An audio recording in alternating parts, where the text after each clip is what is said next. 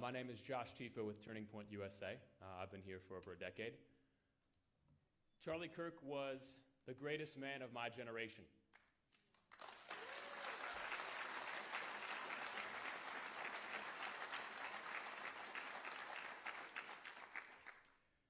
We met at a Tea Party rally in 2014 when he gave this wild speech claiming that he was going to make it cool to be a young conservative. In 2014, that was just about the craziest thing that you could have said in this country. And then I watched him do it. I watched Charlie Kirk transform American culture. Nothing could stand in his way because God was with him.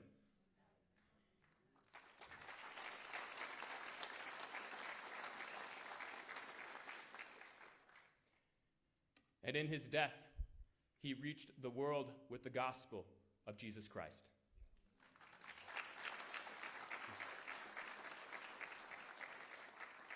There were more people that day who heard about the gospel than just about any day I can think of. It was really very special. We have been given an extraordinary opportunity to put Club America chapters on high schools all across the country. In just the last 2 months, we have started 3,000 new Turning Point chapters, many of them in this great state.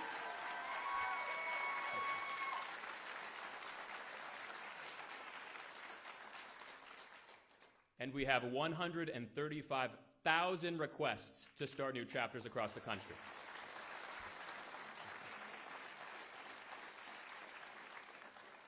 It's safe to say we are very excited for Erica Kirk to lead us into this new era of the conservative movement.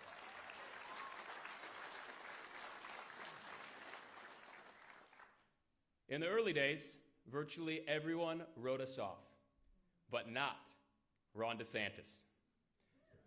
We hosted our first national summit in 2015 in a West Palm Beach airport hotel with 200 kids, and just about every important person in the country ignored us and laughed at us and scoffed at us. But Ron DeSantis traveled down and spoke to our 200 kids in that airport hotel. He had nothing to gain, but he showed up anyway, and that's the day I knew Ron DeSantis would be a real leader, and I appreciate him so much.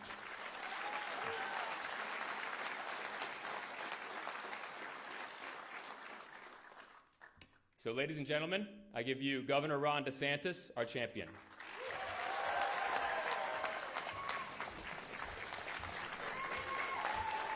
Thank you. Well, thanks so much. Great to be here.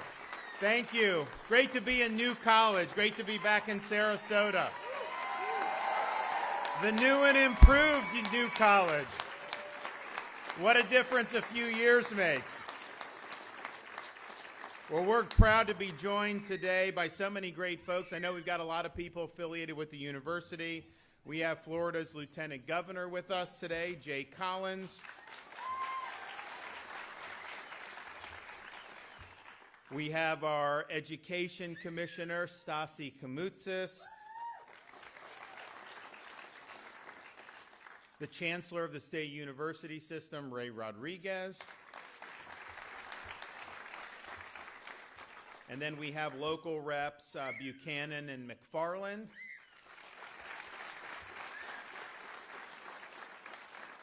And last but not least, New College President, Richard Corcoran.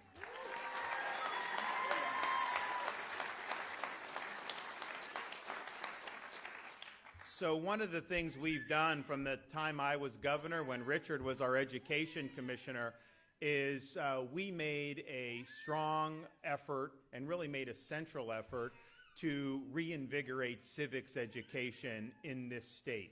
It's become a lost art across the country. A lot of times people are graduating without having really any sense of what it means to be an American, no foundation about the principles that make the country great.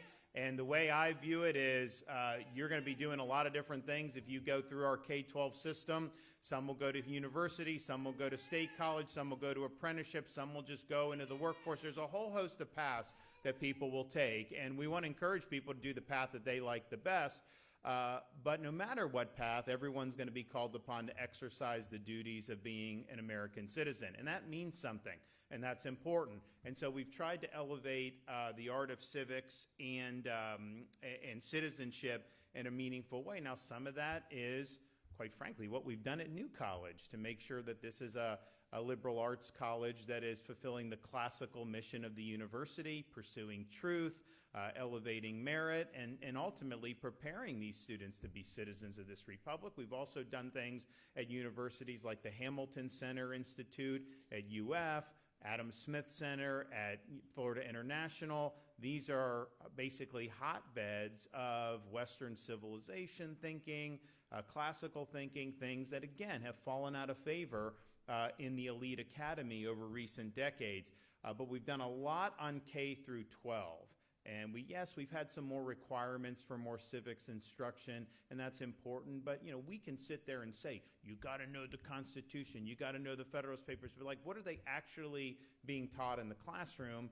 And the reality is a lot of teachers, particularly younger teachers, if you're going through universities in this country, you're not graduating with a very strong background, most likely, in the founding of the country and all the key debates that shape the institutions. That's viewed as passé amongst that group of academics. Now, that's changing in Florida, but in most parts of the country.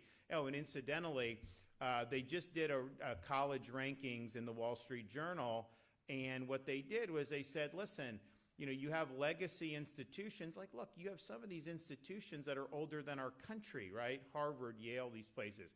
So they've got all this prestige that's been built up over the years, but the question is, what actually are students getting? Yeah, you're getting prestige and legacy prestige, but what? So they said, what about commitment to free speech? What about making sure that you have a good environment, free exchange of ideas, no indoctrination, merit over identity politics, all the things that I think most people think universities should be doing.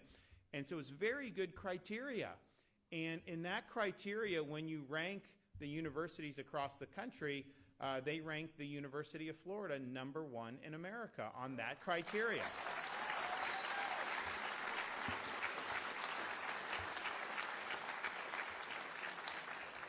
They ranked Florida State #7 in America on that criteria.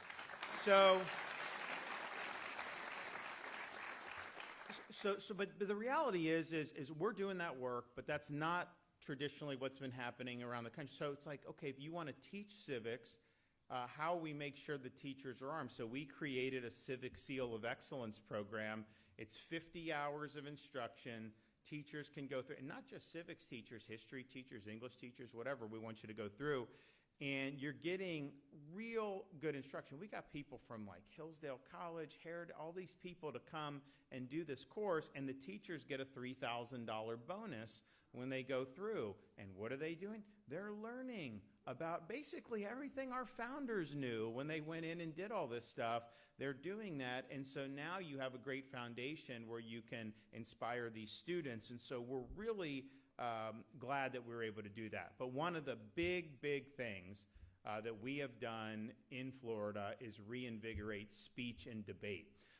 When you became education commissioner, what did we had very few districts even had it, maybe 5 or 10 out of 67 counties didn't even have this. Now, today, because of what we've done, all 67 counties have robust speech and debate programs, and we do competitions and we do all this stuff. But it's important because, especially in the age of these smartphones and texting and social media, you got to put that down.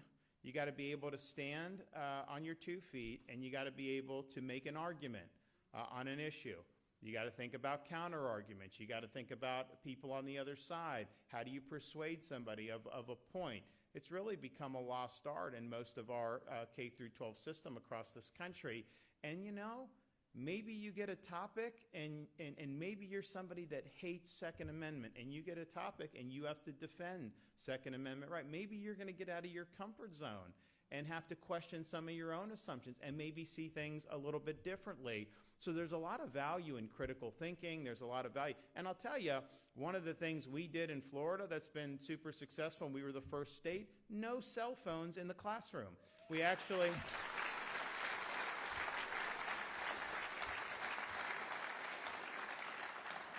You know, we did this a few years ago, and when we announced it, MSNBC said that it was akin to fascism to not have cell phones.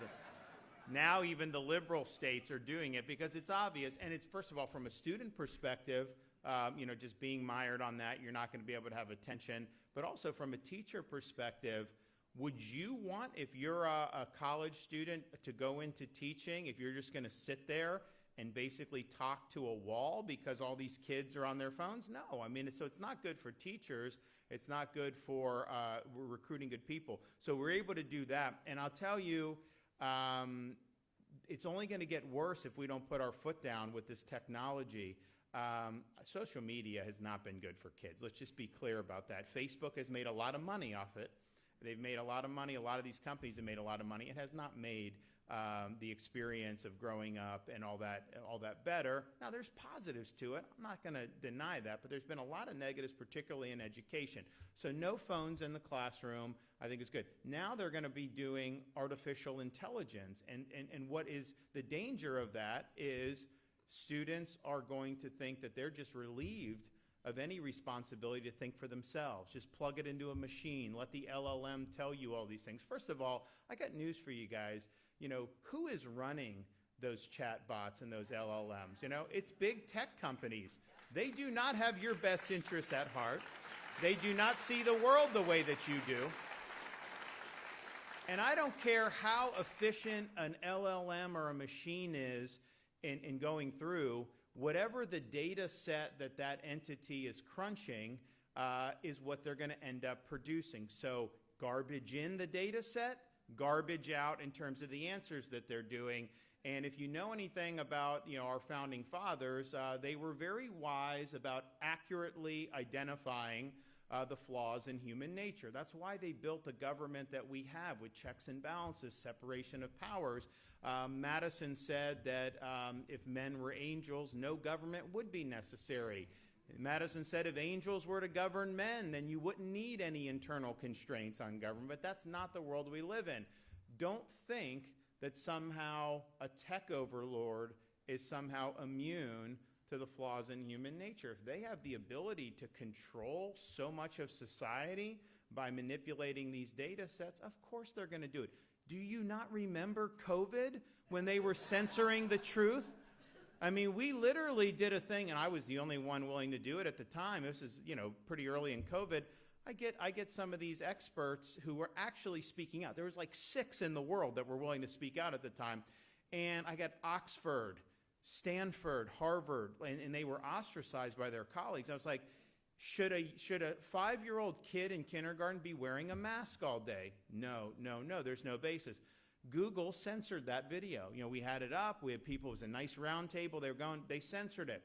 They censored a lot of speech. They censored a lot about, I mean, just think about it. One of the most important debates that we could possibly have as a country in terms of what has impacted people more broadly than the COVID response, and yet they wanted to short-circuit debate. So the idea that somehow this artificial intelligence is just going to be so great for students, I think there are way more perils than positives, and we're doing it right by making people think for themselves, by making them pay attention with a technology-free environment, no distractions, and actually learn. You know, that worked for many thousands of years very well there. I actually saw, you know, you don't know what to believe when you see, but someone posted something online.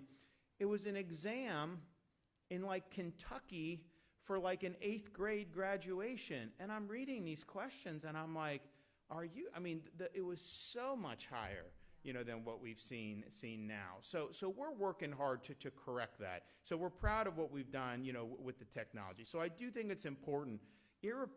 Put aside all the stuff about you need to know civics and all, just to be able to stand on your feet, have a debate, see things, have your assumptions questioned. You know, that's one of the problems with these universities across the country. When they're imposing orthodoxy, these students are never challenged on the assumption. Just repeat party line.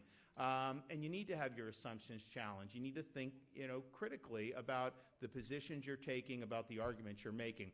So we've been able to do that, and it's now been a really big rip-roar and success, our Civics and Debate initiative. So since we've done this, We've had over 330 new speech and debate teams, all 67 counties, with over 4,200 student competitors taking part in our competition. During the first year of the initiative, my first year as governor, we had 11,600 students in Florida that competed. That number rose to 14,300 1 year later. In the past year, we've had over 430 students participate in our Speech and Debate Initiative State Championship program, which is really significant. And we think we're going to end up with over 600 for this year's, which, oh, by the way, this spring, 2026 Speech and Debate is going to be held right here at New College of Florida.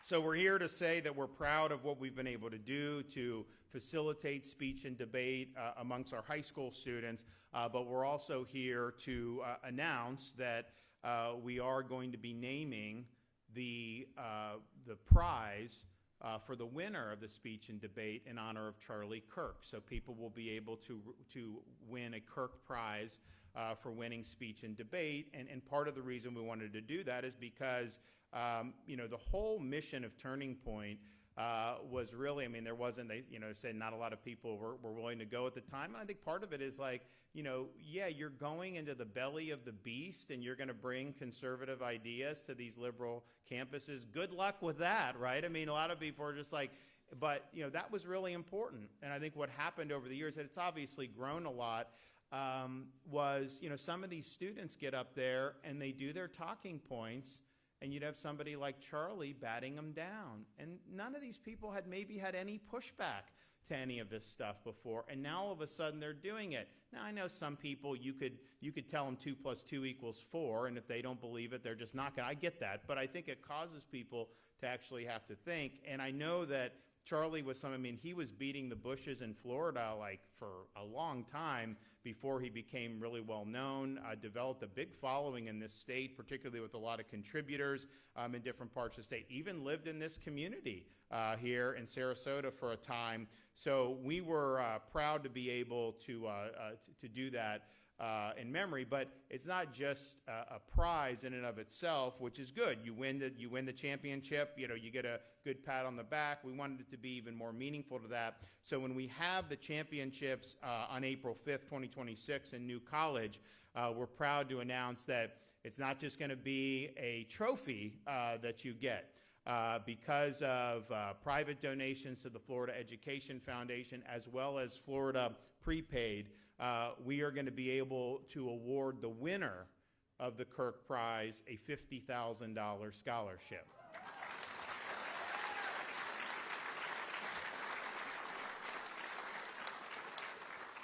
The runner-up in our Speech and Debate Championship will receive a $25,000 scholarship. Semifinalists will receive $15,000 each, and the 4 remaining quarterfinalists will each receive a $10,000 scholarship. And before you say, $10,000 isn't much with high, in Florida it's a lot because our tuition's the same as when I took office, $6,300.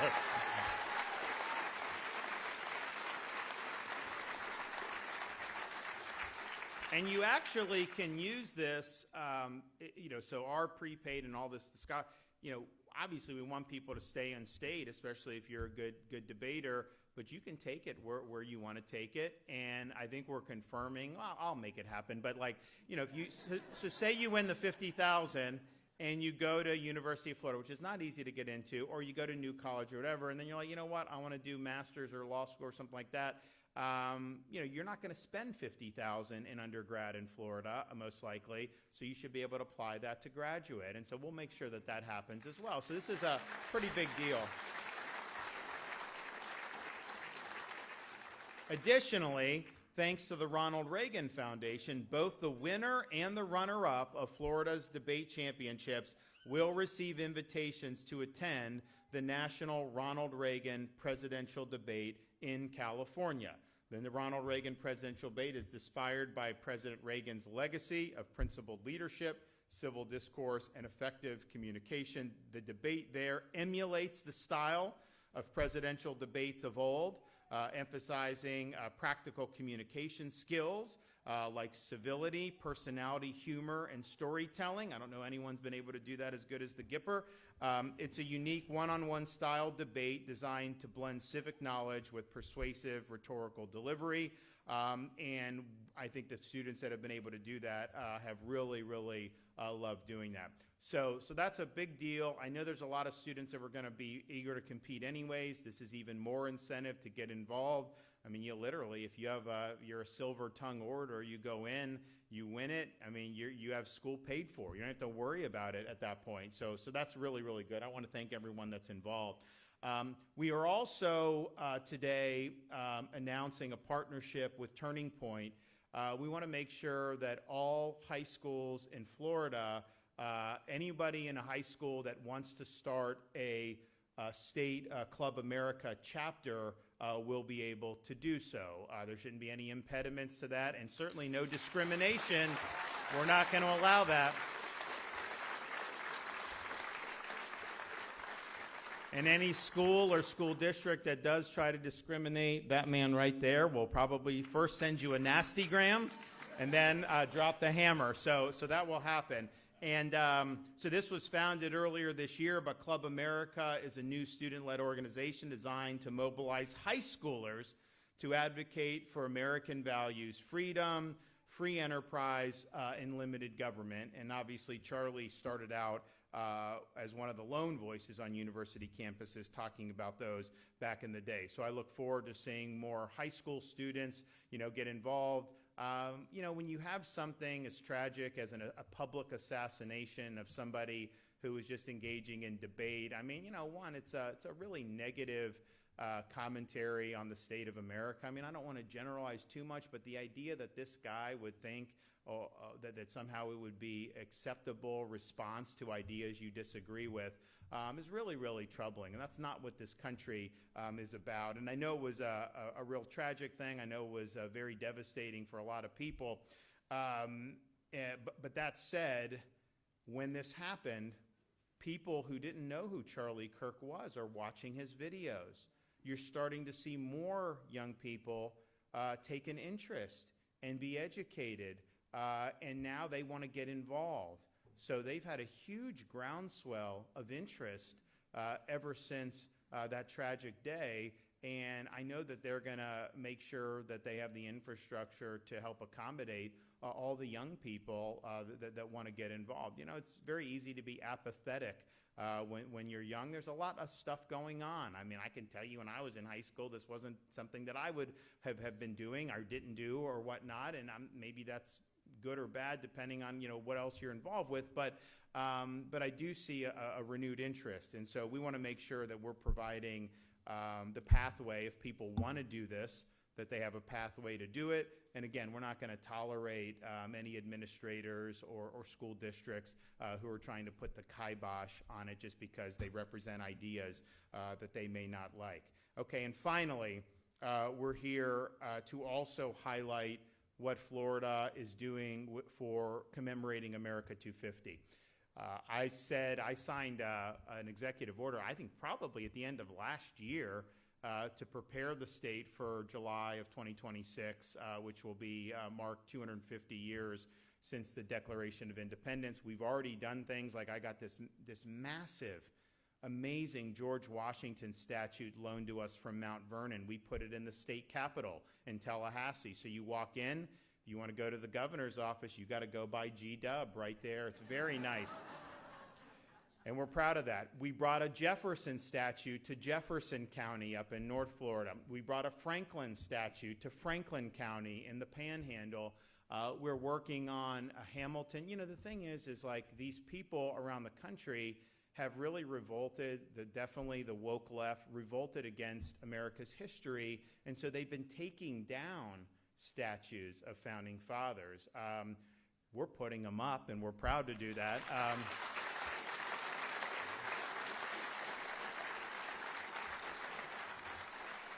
But one of the things it's done is it's kind of given us an opportunity because we can buy these things that have been mothballed in other states at a discount.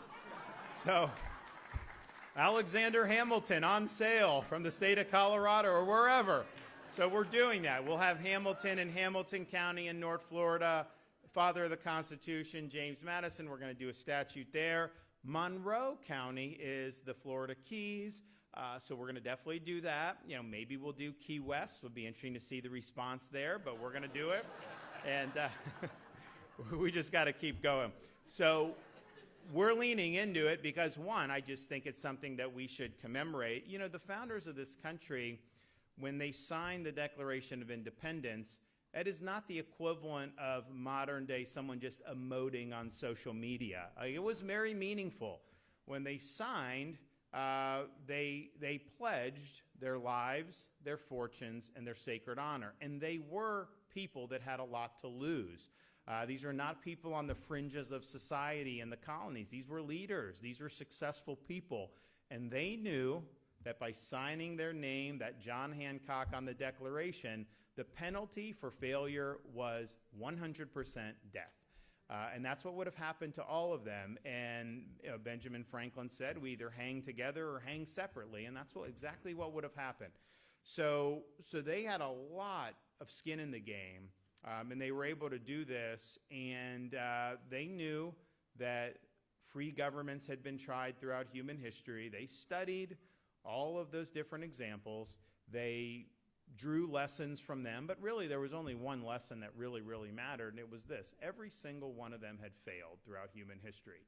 So they viewed it as their responsibility to determine, and our responsibility, can people actually govern themselves? Can you have a society based on the idea that our rights are God-given, not government-granted? That we have a rule of law, not the rule of individual men? That we have government that's limited to its core functions? And that was a question that they were attempting to answer in 1776, in 1787, when they did the Constitution. But they were also very wise to the idea that just simply doing a good declaration, just simply doing a good Constitution was not going to be enough. When Franklin walked out of the Philadelphia Convention Hall, 1787, you know, it was in secret. No one knew what they were doing. Someone asked him, did you give us a republic or a monarchy? And he said, I gave you a republic, but only if you can keep it. Because they understand you can have the best Constitution, the best declaration. They don't run on autopilot. They require every generation of Americans to cultivate, to defend, and ultimately to preserve this great inheritance that we have. And I think America 250 is an example for us, an opportunity for us to really make that very make a big impression on our young people in particular, so that they understand what it means to be an American and how lucky they are. So we're doing a lot, and we're going to continue to do a lot.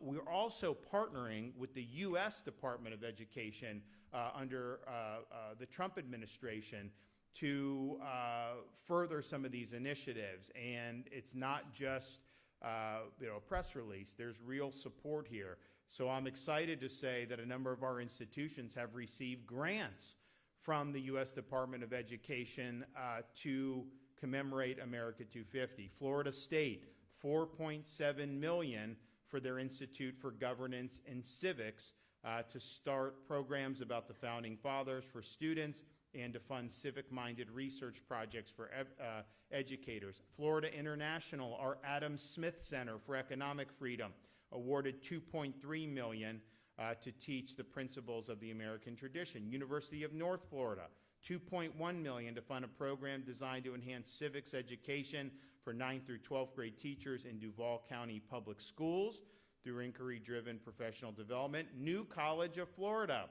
$1.8 million grant.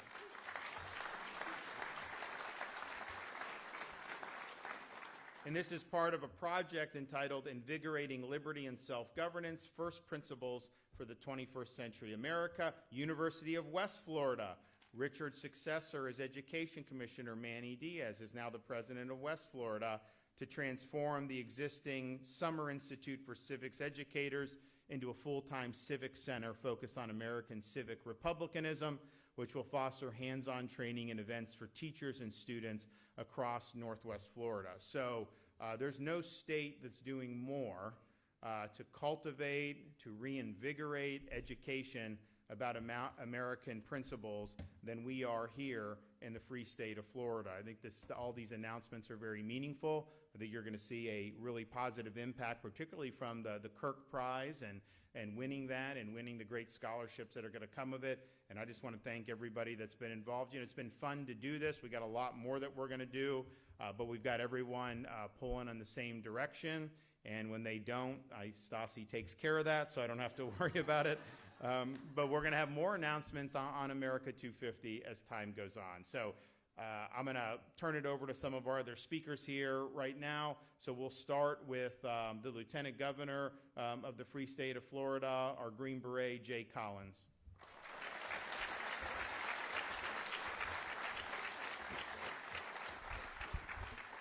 Well, it is a remarkable privilege to be here today. You know, if you had told me 5 years ago that I would even be involved in politics, I would have laughed at you. But God's plan is so much bigger than ours. It truly is. You know, we find ourselves in a position where we need warriors in politics. Sometimes it's hard to get politicians to stand up and be warriors. So I believe God wants warriors to step into that fight right here at home again at UPNA. You know, what we're talking about today is pretty unique because we're talking about courage. You see a governor behind me who had the audacity and the courage to stand alone when the world was going completely awry. People often ask, well, where would Florida be if the election hadn't gone that way and he wasn't our governor? I would ask you, where would America be if Governor DeSantis wasn't there? Because the nation would have folded. His courage was contagious.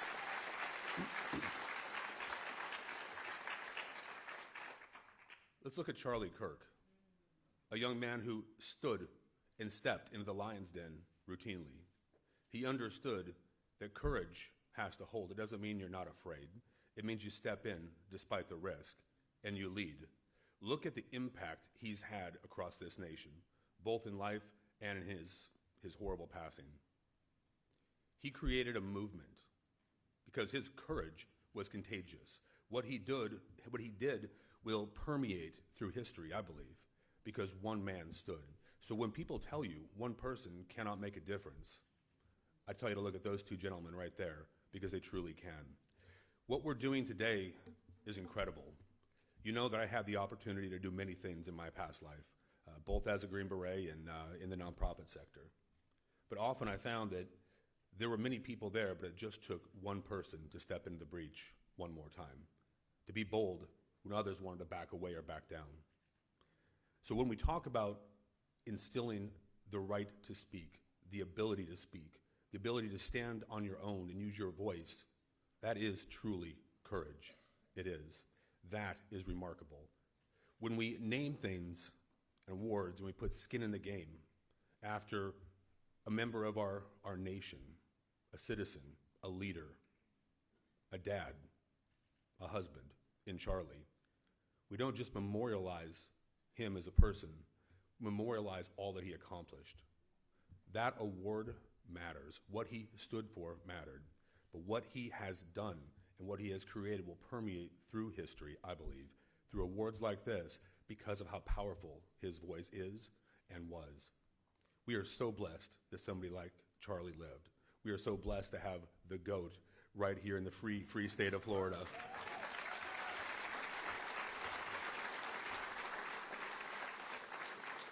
But endemic to that is understanding that we have to educate our youth, not indoctrinate, as the governor says. Civics is not just a textbook subject. It's a mindset of service and responsibility based on our uniquely American ideas, ideals, and principles. They were fought for and earned in blood. They were in Yorktown, defended in New Orleans. They were nearly ripped apart in the Civil War at Gettysburg and Antietam. They were there in the poppies of Flanders Field.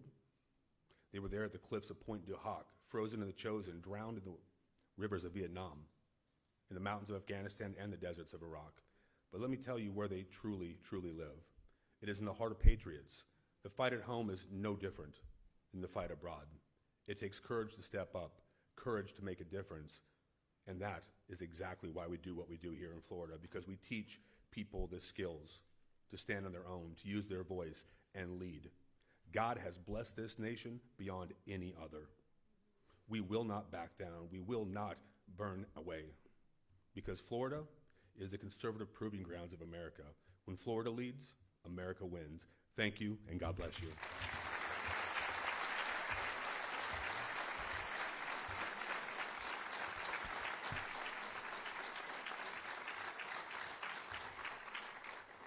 So before I bring up Richard Corcoran, we're going to bring up one of his successors as Education Commissioner. And Richard, when he became Education Commissioner, I remember like there were a lot of howls from the school unions, and people were like, "Oh no, you can't do Richard." And then obviously he did a lot of great stuff. Manny Diaz, did a lot of stuff.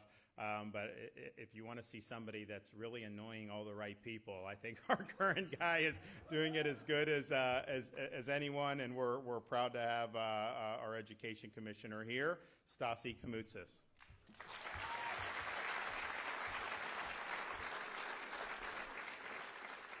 Well, good morning, everyone, and thank you for joining us here in the New College of Florida, an institution that represents everything that my grandparents who fled communist Cuba came to this country for.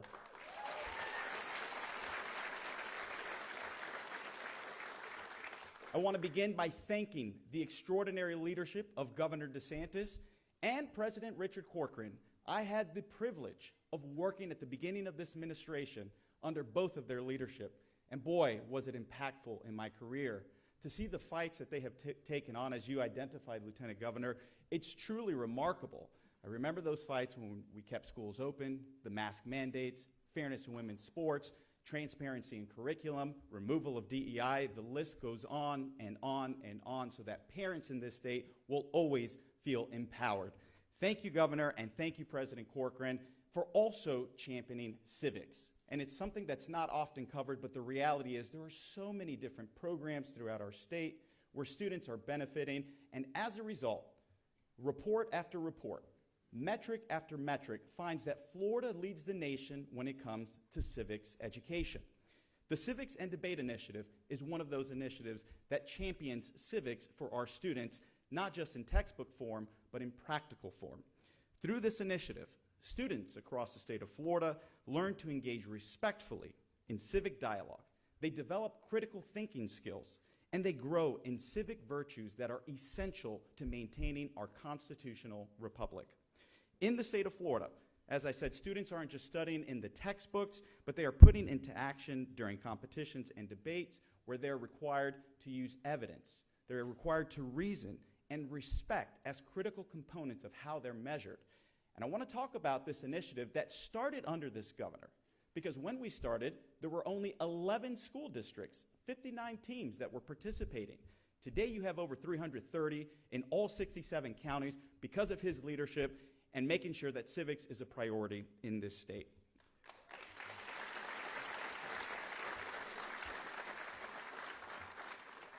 Now, the annual championship brings together the top student debaters from across Florida to compete in a variety of debate and public speaking events that showcase their knowledge, their eloquence, and a commitment to civic values.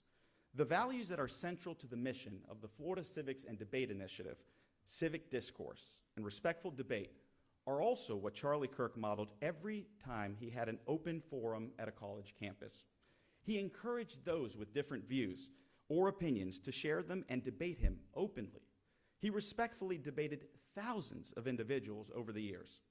His assassination underscores the increased importance of civic discourse in a peaceful, respectful, and civilized way.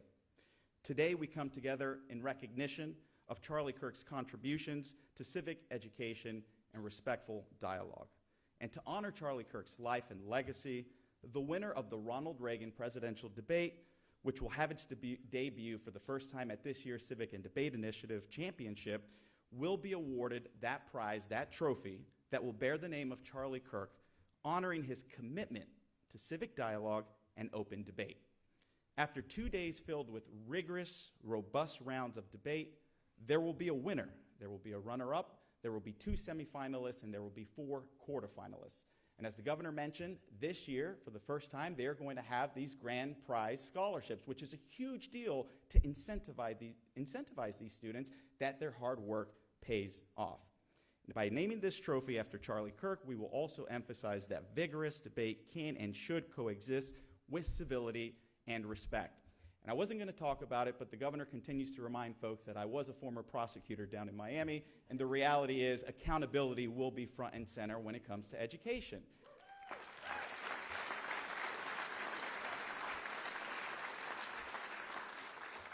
Let me be very clear if you haven't received the message already.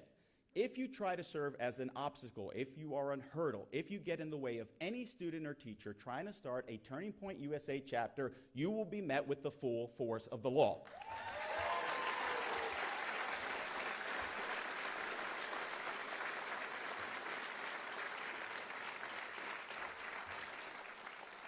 And I was extremely troubled in the immediate aftermath of the assassination of Charlie Kirk, when many of us were mourning September 11th, that there were teachers who were out there posting, celebrating, encouraging, promoting, condoning the assassination of Charlie Kirk. That will not be tolerated. It is totally unacceptable. Our students are watching, and the model that we are going to represent for these children is going to be one of civic discourse and civility in the same way Charlie Kirk did.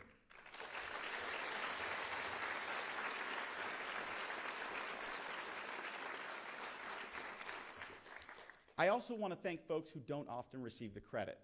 The ones who worked behind the scenes, shifting now to those America 250 grants, because I had the privilege of working with some of these universities to make sure that they were participating in such an important initiative, reminding their students, whether it's at the 9-12 level or at the collegiate level, our nation's foundings and how we got to where we're at. I want to thank Clifford Humphreys and Manny Diaz at the University of West Florida. I want to thank Christy Fitzpatrick and Richard Corcoran at the New College of Florida. And I want to thank Monica Colucci and Jeanette Nunez at Florida International University, who worked with the Department of Education to make sure that they were submitting a competitive grant application to be able to receive these awards. This is a huge deal for their respective populations, so thank you for everybody who worked behind the scenes. I also, last but not least, want to thank the Ronald Reagan Presidential Foundation, the Florida Civics Debate Initiative sponsors. There's so many of them. Thank you for what you do to make sure that our students are put first and they're able to participate in this wonderful competition. I want to thank the parents who are encouraging their students to do it, but I really want to thank the students. That is what this is all about, putting those students first, making sure that they understand the importance of civil discourse, they understand the importance of respectful and open dialogue, whether or not you agree with the other individual. At the end of the day, violence is never the answer, and we will continue to champion that message here in the state. To the competitors who are participating for the Charlie Kirk Trophy, you are carrying forward a tradition of debate and civic discourse that is vital to the health of our society. Together, we are building a generation of Floridians ready to lead with courage and conviction. Thank you, and God bless you all.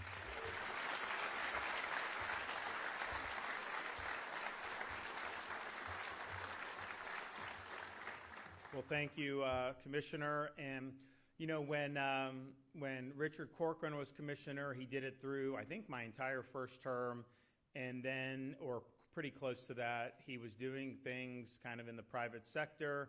And it wasn't a few months after that, I don't think, where we were in a situation where, how is it that I could win the election by a record 1.5 million votes, and yet we have a college here that, like, you would think Mandami was governor, right? I mean, it was just like, I mean, it just was what it was. It was not what the people voted for, which that's a whole nother thing, what's going on in New York City. I mean, like, how would you elect this guy? You know, he comes out, he's like this like phony emotion about, you know, the real hurt of 9/11 was that his aunt got a dirty look on a subway. Not that thousands of people were murdered by jihadists. Come on. But that's exactly the mindset that he has.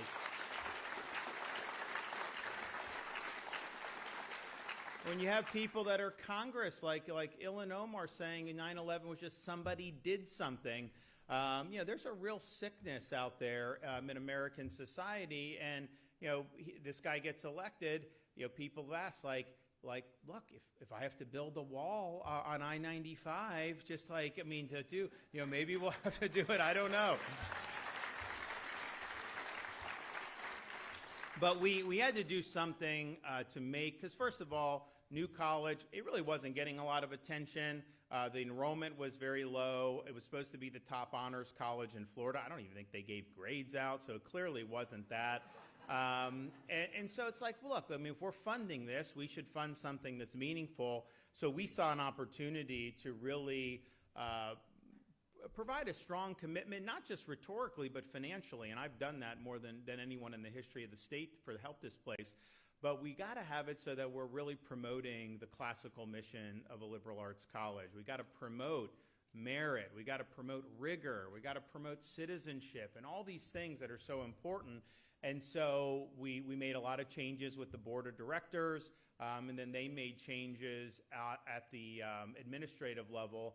And Richard was somebody who was doing other things, but I said this could be really, really meaningful. And I think of what you've seen, and it has, been here 3 years, I don't think, right? 2.5, or a little bit more than that. You've had a real serious transformation. I think it's been incredible. I think he's done a fantastic job. And of all the places we visit or talk about, I will say, so it's like we have very young kids, and it's thinking like, okay, so I played baseball for Yale. I went to Harvard Law School. Those are out, right? It's just too far out there. Our kids, no. So that's not happening. And then I'm like, well, I'm a Navy veteran. What about the Naval Academy? The missus doesn't necessarily, want them in harm's way. And so, it's not like, not no, but the one place she's like, how about New College for the kids? She wouldn't have said that 4 years ago. So come on up, Richard. Thank you. The governor is so generous. This transformation doesn't happen without his leadership. People ask me all the time, what does it take to turn around the school? And it's everything. I say about everything is leadership. How do you raise good children? It's leadership of the parents. How do you have a good institution? How do you have a great state? Leadership is everything. And what happened here was started with a governor who said, I will fight on every front. I will fight on the higher education front, the environmental front. I will fight on every front. He came in, he chose just fantastic board of trustees. One of our board of trustees is here today. And those trustees were willing to fight. I can tell you, we had meetings in this room, and it wasn't like this. This is wonderful, thank you. We had everything, we were even spat on. It was something. And now it's just this amazing, wonderful institution. We have great faculty, we have great curriculum, and it's been a transformation, and it doesn't happen without Governor DeSantis. So thank you so much, Governor, for all your help.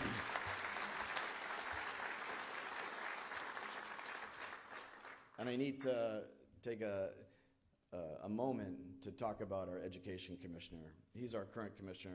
The guy that was two before him, well, not so good, but he did his best. But I feel like with Stassi, we worked together at the department when I was there. And I always feel like after Stassi talks, I got to be good cop because he's so intense, But whether it's the America 250 grant, this is the kind of commissioner is, he reaches out to Christy Fitzpatrick, our chief of staff. This is back in June and July. And he's like, you guys need to put in, you got these great faculty members you need to put in. Probably don't get the $1.8 million if it isn't for Stassi looking out for the universities the way he does. But he's a fantastic leader and a dear friend. His wife is also works at the Board of Governors that regulates the universities. Just fantastic, up-and-coming, wonderful couple. And so thank you, Stassi, for all your great work. I just want to say really two big points. The first is, we say all the time, universities have been the gold standard for being a marketplace of ideas. If you can't go to a university and be exposed to all the great thoughts of time, and literally some of them, we always say we want to have William F. Buckley's on staff and we want to have Gore Vidal's. And we want them to teach whatever they can, just don't indoctrinate. Teach them how to think, not what to think. But we want to have those great debates. We want you to confront ideas that you find distasteful and hate. We want you to do that, and we want you to do it in a civil way. And we want to be the #1 university in the country for fighting for civil discourse, academic freedom, and free speech. End of story.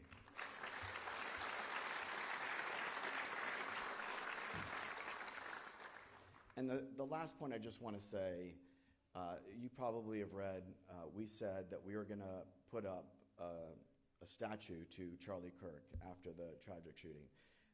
And nobody in the history of the United States, this is a bold statement, but it's absolutely true. I mean, nobody.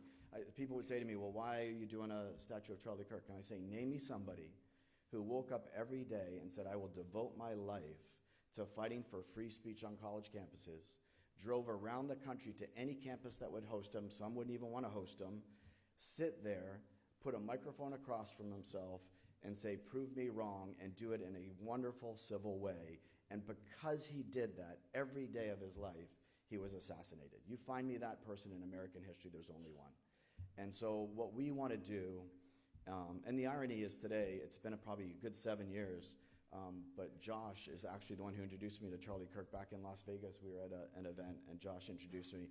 I think he was probably 21-ish, 22 at the time, and he was on a panel, and I just remember being blown away. It's like, because you knew he was a student, but it was just fascinating how even at that age, just dominated the panel of these great academics and great thinkers and great politicians, and the one you remembered was Charlie Kirk at age 20, 21 years old. Just amazing. And so some of you guys will see it shortly. We've worked with the sculptor. It's Charlie Kirk. He's sitting in a high stool. He's smiling, and he has the microphone against his chest, and he's reaching out saying basically, come talk to me, debate me. And across from him is an empty microphone that anyone can go up and debate him and ask him a question. And we're going to put it in a very prominent place. And I got this idea. The governor's a huge golfer, so he knows exactly what I'm talking about. But there's a place in Tampa called Old Memorial, and as you hit the 10th hole, there's a statue of 3 caddies. Those 3 caddies all worked in Wall Street and were killed in 9/11. And so they erected this statue of the 3 former caddies at Old Memorial. And as you get off the green of 10 and you walk to the tee of 11, the tradition is you touch the statue as a reminder of the tragedy of 9/11, and let's just never forget. We're going to put it as you come into our new quad, right down the road. You'll come through our archway, and there'll be the Charlie Kirk statue right there. And we're going to hopefully start that tradition is you're going to touch the Charlie Kirk statue as a hat tip to free speech, academic freedom, and civil discourse, the foundational principles of which if they cease to exist, we cease to exist. And we will never let that happen. Thank you.